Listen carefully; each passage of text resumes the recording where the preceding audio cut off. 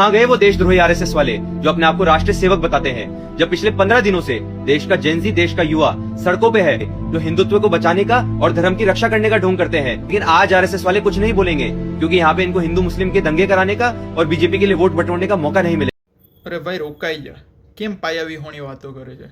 હિન્દુ મુસ્લિમ બધું લઈને વચમાં આવી ગયો।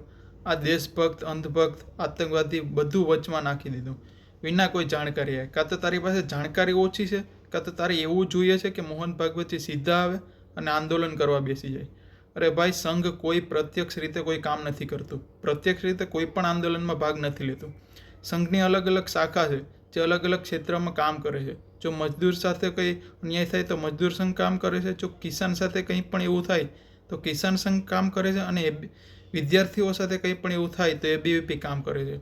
અને જે કામ એણે કર્યું પેપર લીકના તરત પછી જ 13 મેના રોજ એબીવીપીના કાર્યકર્તા એનટીએની ઓફિસની બહાર બેઠા અને આંદોલન કર્યું, કારણ કે આની પહેલી જવાબદારી એનટીએની છે। જેને ના ખબર હોય એના માટે એનટીએ બધા પેપર બનાવે છે, જેવા કે જી નીટ, સીયુઈટીના પેપર એનટીએ કાઢે છે, તો પહેલી જવાબદારી એનટીએની છે, જેના માટે એબીવીપીએ આંદોલન કર્યું। અને એના પછી 7 લોકોની તરત જ 15 મેના રોજ ધરપકડ થઈ।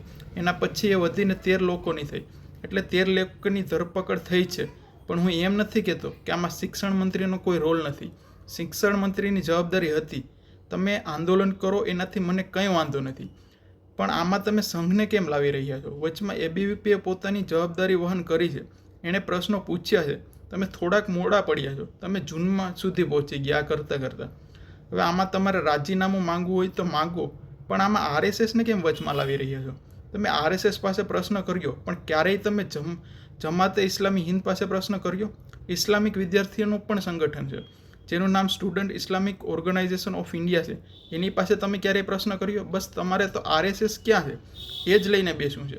આરએસએસે પોતાનું પૂરું દાયિત્વ વહન કર્યું છે એબીવીપીના આંદોલન સાથે। તમારે જેમ ત્યાં આંદોલનમાં ડ્રામા નથી કર્યો, શાંતિથી આંદોલન કર્યું છે, અને આંદોલન પછી કેટલાય વિદ્યાર્થીઓ પર કાર્યવાહી પણ થઈ છે। આ પહેલી વાર નથી, 2024માં પણ જ્યારે પેપર લીક થયું હતું ત્યારે પણ એબીવીપીએ સંજ્ઞાન લીધું હતું। પેપર લીક થયું એ ખોટું છે, સવાલ પૂછવો એ તમારો અધિકાર છે, તેમાં કંઈ ખોટું નથી। તમે સરકાર પાસે સવાલ પૂછો એ બિલકુલ સાચું છે।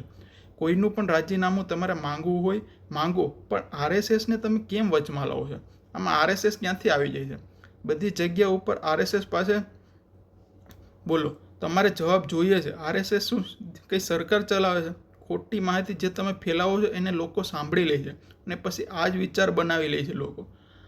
આપણા વિચાર છે ને આપણે પોતે બનાવવો જોઈએ, અને આવા લોકોને સાંભળીને કૃપા કરીને આવો વિચાર ન બનાવો। થોડીક માહિતી ભેગી કરો, થોડુંક વાંચો। જય હિન્દ દોસ્તો।